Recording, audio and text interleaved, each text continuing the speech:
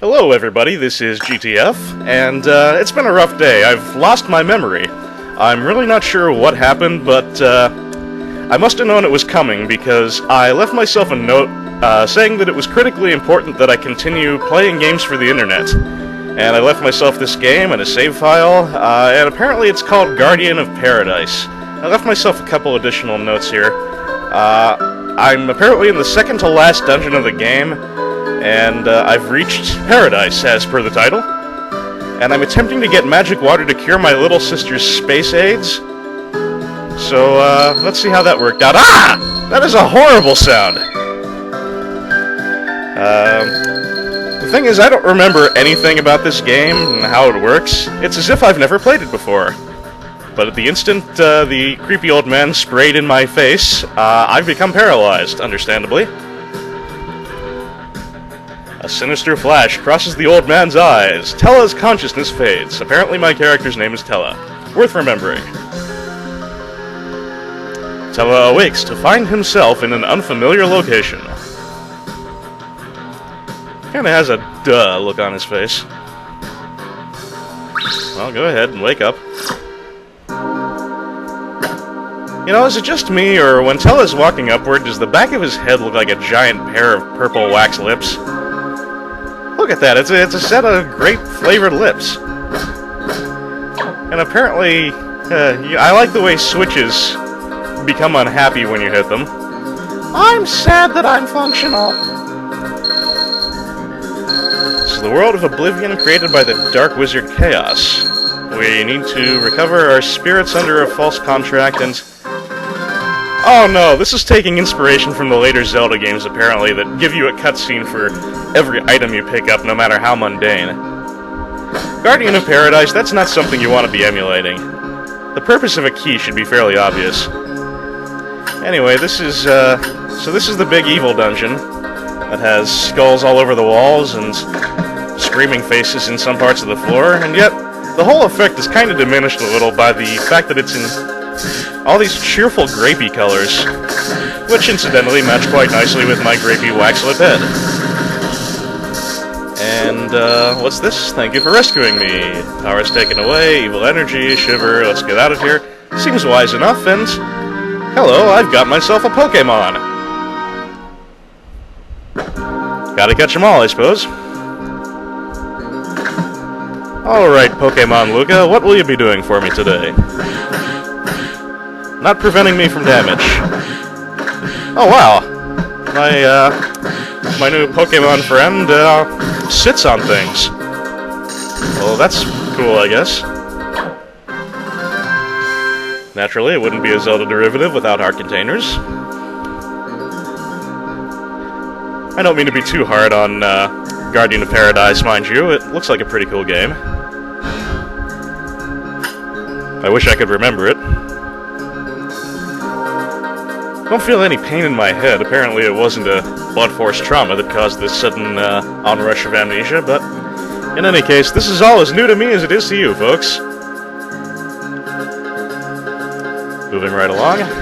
And here we come to the critical function of Luca, which is to sit on things that are blocking my path. Seems reasonable enough. Platforming, oh, this could get... Well, that worked out shockingly well. I'm sure I meant to do that.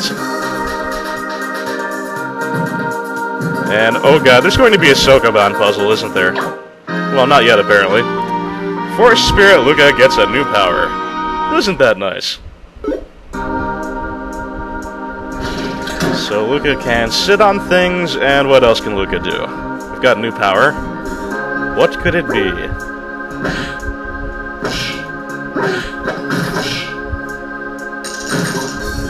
Coins restore MP. That's an unusual function for coins, but then again, maybe they're not coins. I don't know what the hell I'm talking about.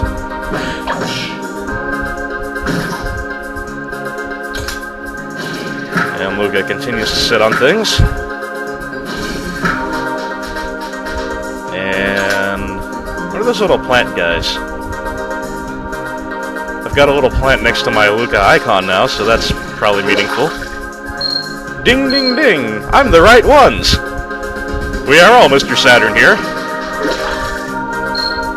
I guess that's what Luca does, which is encourage plant growth, which is, I suppose, reasonable enough for a plant to do itself.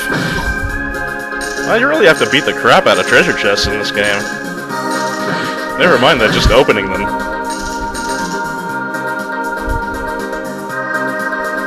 Moving right along. There's some rather endearing be-mohawked fishmen. They don't appear to pose much of a threat, however. And once again, we have to encourage plant growth, it appears. Well, that could have gone better. Yeah, sit on that shroom. Which gives us jumping force. Strong jumping force. And a key, and I'm so glad you explained that to me.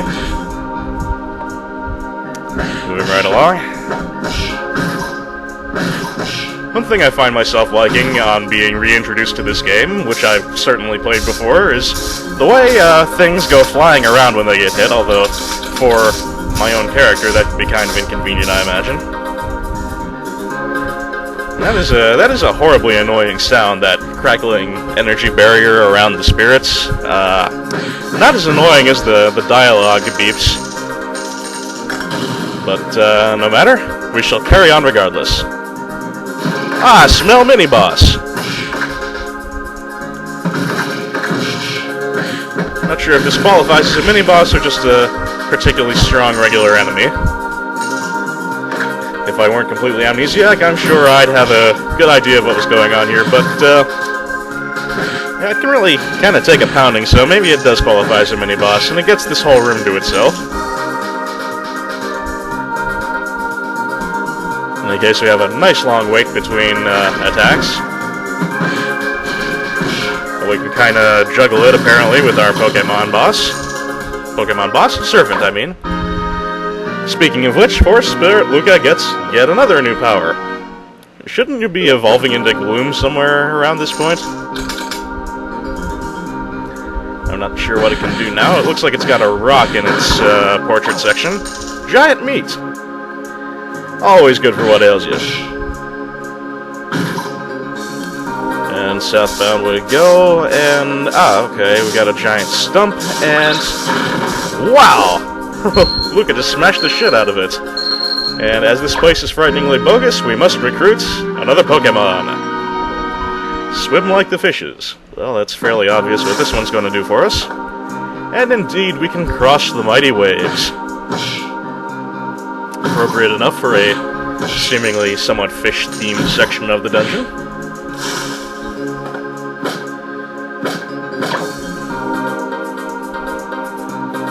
And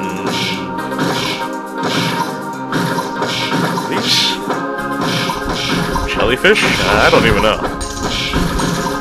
But they sure do give lots of MP, and we can be grateful for that.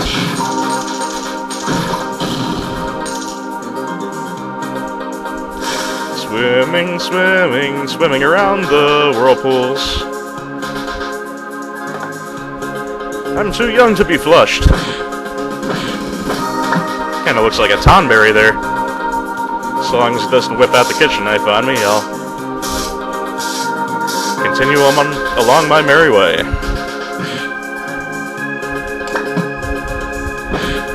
Yeah, the whole thing's getting knocked around is a pretty cool effect, but it's gotta be a little irritating the way it sends the protagonist flying as well. But no matter, we persevere.